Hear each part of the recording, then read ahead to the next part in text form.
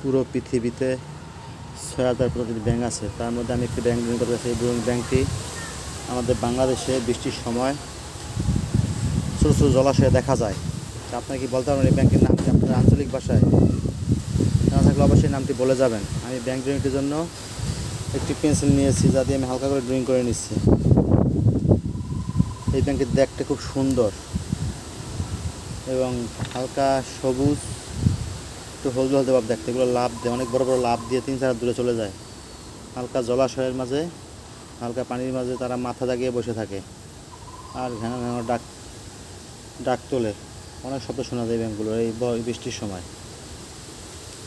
তো ব্যাঙ কথাটা শুনতে যেমন কোনো একটা বিশ্রী ব্যাপার লাগে, তা শিরে ওঠে। তারপর কত সুন্দর সুন্দর কালারের ব্যাঙ আছে, তাই আমি এই ব্যাঙেরটা আমার কাছে খুব ভালো লাগে দেখতে এই ব্যাঙ, তাই আমি ব্যাঙকে ড্রয়িং করা শুরু করলাম আপনাদের দেখানোর জন্য।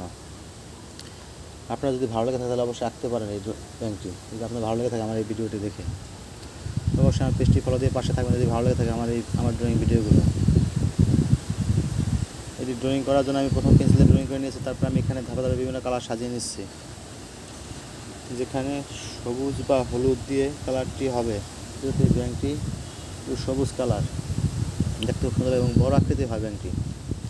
ওরা দলবদ্ধভাবে এই বৃষ্টির সময় জলাশয়ের মাঝে তারা লাফালাফি করে এবং বৃষ্টির সময় দেখা যায় বেশি এই ব্যাঙগুলা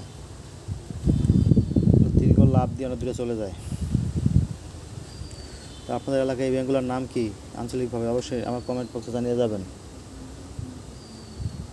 পৃথিবীতে প্রতিটি জিনিসই আঁকা বা ড্রয়িং করা যায়, যদি বোঝা যায় বা জানা যায় সেটা কীরকম আকৃতি, তাহলে ড্রয়িং করা যায়।